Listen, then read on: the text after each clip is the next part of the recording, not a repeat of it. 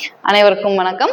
இன்னைக்கு வகுப்புல நம்ம எதை பத்தி பார்க்க போறோம்னா, சென்ற வகுப்புல பார்த்தோம் பெரிய புராணம், பக்தி இலக்கியத்தில் இருக்கக்கூடிய பெரிய புராணம் குறித்த செய்திகளை பார்த்தோம்.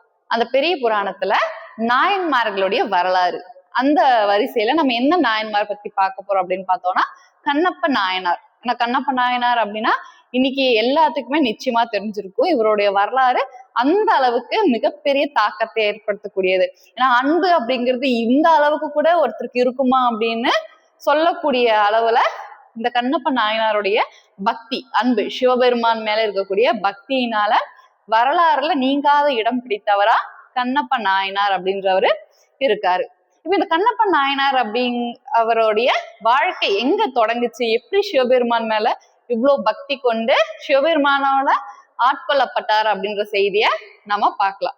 முதல்ல கண்ணப்ப நாயனார் அப்படின்றவரு எங்க பிறந்தாரு அப்படின்னு பார்த்தோம்னா, திருக்காலத்தி மலை அப்படின்ற பகுதி. இது எங்க இருக்குன்னு பார்த்தோம்னா அன்றைய தமிழகம். ஏன்னா இந்த செய்திகள் எல்லாம் நடந்த காலகட்டத்துல அந்த பகுதியெல்லாம் தமிழகத்தோடைய எல்லைக்குள்ள இருந்தது. இன்றைய காலகட்டத்துல இது ஆந்திர மாநிலத்துல இருக்குது. அப்ப திருக்காலத்தி அப்படின்னு சொல்லக்கூடிய அந்த மலையில ஒரு வேடுவர் குலத்தை சேர்ந்தவர் தான் கண்ணப்ப நாயனார். சரியா? அப்போ ஒரு வேடுவர் குலத்துல வேடுவர் குல தலைவன் யாரு அப்படின்னு பார்த்தோம்னா நாகன், அவருடைய மனைவி தத்தை. இந்த நாகனுக்கும் தத்தைக்கும் வெகு ஆண்டுகளா குழந்தையே கிடையாது. அப்புறம் முருகபெருமான் கிட்ட தவம் இருந்து வேண்டி ஒரு குழந்தை பிறந்தது. அந்த குழந்தை பார்க்க எப்படி இருக்கு அப்படின்னு பார்த்தோம்னா நல்லா கொழு கொழுன்னு அழகா திண்ணன் அப்படின்னு இருந்தது. அப்ப அந்த குழந்தையோட உருவத்தை வச்சு இந்த நாகனும் தத்தையும் அந்த குழந்தைக்கு திண்ணன் அப்படின்னு ஒரு பேர் வைக்கிறாங்க. அதோட உருவத்தை வச்சு திண்ணன் அப்படின்னு பேர் வச்சு அந்த குழந்தைய நல்லா வளர்க்குறாங்க. ஏன்னா வேடுவ குலத்தோடைய தலைவனோட குழந்தை அப்படின்றதுனால அதுவும் வெகு ஆண்டுகள் வரமிருந்து பெற்ற குழந்தை. அப்ப நல்லா அந்த குழந்தை சின்ன வயசுல இருந்தே அந்த ஏன்னா அந்த வேடுவ குல தலைவன் அவருக்கு அப்புறம் அந்த மக்களை காப்பாற்ற வேண்டிய பொறுப்பு இந்த திண்ணன் அப்படின்ற குழந்தைக்கு இருக்கு அப்படின்றதுனால சின்ன வயசுல இருந்தே இந்த குழந்தைகளுக்கு எல்லா கலைகளையும் கற்றுக் கொடுக்குறாங்க. எப்படி ஒரு அரசனுடைய மகன் கலைகள் எல்லாம் கற்று இருக்கணுமோ அதே மாதிரி இந்த வேடர் குல தலைவனுடைய மகனான திண்ணன் வேட்டையாடுறது, எப்படி அந்த காட்டுல எல்லாம் வாழணும் அப்படின்றத நல்லா சின்ன வயசுல இருந்தே பயிற்சி பெற்றுட்டு வர்றாரு. காலங்கள் செல்லுது. அப்படியே காலங்கள் போக போக இந்த வேடுவ குல தலைவனான நாகனுக்கும் வயசாயிடுது. அப்ப எனக்கும் நாகன் யோசிக்கிறான், எனக்கும் முதுமை ஆயிடுச்சு, இதுக்கப்புறம் இந்த காட்டை ஆட்சி பண்ணக்கூடிய பொறுப்பை நம்மளுடைய குழந்தையான திண்ணனுக்கு தான் கொடுக்கணும். அதனால நம்ம திண்ணனுக்கு முடி சூட்டலாம் இளவரசனா அப்படின்னு சொல்லி முடிவு பண்றாரு. அப்போ ஒரு 16 வயதே ஆன அந்த திண்ணனுக்கு முடிசூட்டு நடத்துறாங்க. இந்த வேடுவ குல முறைப்படி ஒரு குழந்தை இளவரசனா முடிசூட்டணும் அப்படின்னா அவரு வந்துட்டு ஒரு பன்றிய வேட்டையாடிட்டு வரணும். இத கன்னி வேட்டை அப்படின்னு சொல்லுவாங்க. அப்ப பன்றிய வேட்டையாடிட்டு வர்றத ஒரு சடங்கா நடத்துவாங்க. எப்படி எல்லா நாட்டிலயும் ஒரு மன்னனுடைய மகனுக்கு முடிசூட்டுறப்போ எல்லா மக்களையும் கூப்பிட்டு அதை ஒரு பெரிய விழா போல நடத்துவாங்களோ அதே மாதிரி வேடர் குல தலைவனுடைய மகனுக்கு முடிசூட்டு நடக்குது. அங்க இருக்கக்கூடிய வேடர் குல மக்கள் எல்லாருமே வர்றாங்க. முடிசூட்டு முடிஞ்சதுமே கன்னி வேட்டைக்கு கிளம்புறாங்க. அது ஒரு காட்டுக்குள்ள போய் அந்த காட்டுல இருக்கக்கூடிய ஒரு பன்றிய வேட்டையாடிட்டு வரணும். எல்லாருமே போறாங்க.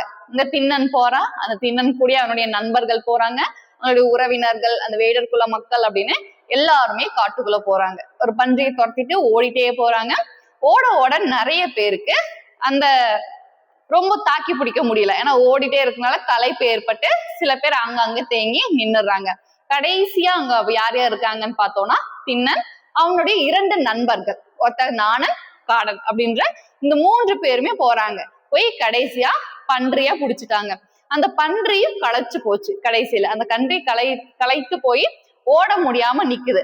அதை பார்த்து திண்ணன் என்ன பண்றான், ஒரு வீரன் ஓடக்கூடிய பன்றிய வில்ல எய்தி பிடிச்சா அப்படின்னா அது ஒரு வீரம், நின்னுட்டு இருக்கக்கூடிய பன்னிய வில்ல எய்தி நம்ம பிடிச்சா அது நல்லா இருக்காது அப்படின்னு சொல்லிட்டு தன்னுடைய கையாலேயே அந்த பன்றி கூட சண்டை போட்டு அந்த பன்றிய வலுவிழுக்க செய்து எடுத்துட்டு வந்துடுறான்.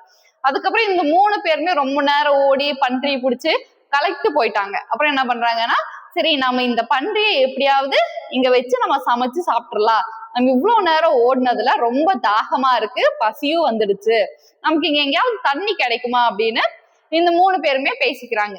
அப்ப இந்த நண்பர்கள்ல ஒருத்தனான இந்த நாணன் அப்படின்றவ சொல்றான், இங்க வந்துட்டு இந்த ஒரு பெரிய மலைக்கு போயிருவாங்க. மலைக்கு போயிட்டு இந்த மலையில இருந்து பார்த்தோம்னா எதிரில ஒரு மலை தெரியுது. இந்த மலை வந்துட்டு திருக்காலத்தி மலை அப்படின்னு இந்த மலைக்கு பேரு. இந்த மலைக்கு பக்கத்துல ஸ்வர்ணமுகி அப்படின்னு ஒரு ஆறு ஓடுது. நாம அங்க போனோம் அப்படின்னா நமக்கு தண்ணி கிடைக்கும், தண்ணியும் கிடைக்கும். அது இல்லாம அங்க இருக்கக்கூடிய காட்சிகள் எல்லாம் அவ்வளவு அழகா இருக்கும்.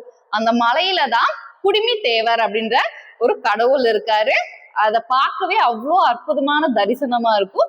அதனால நாம இந்த பன்றிய அங்க கொண்டு போய் சமைச்சு சாப்பிட்டுட்டு நீர் அருந்தி இலைப்பாரிட்டு நம்ம அந்த காட்சியெல்லாம் பார்த்துட்டு கடவுளை வணங்கிட்டு வரலாம் அப்படின்னு சொல்லிட்டு 3 பேருமே போறாங்க.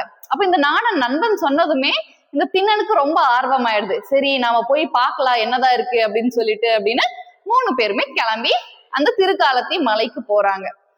இதோட தொடர்ச்சியா அங்க மலைகள்ல என்னென்ன நடக்குது அப்படின்றத நம்ம அடுத்த வகுப்புல பார்க்கலாம். நன்றி, வணக்கம்.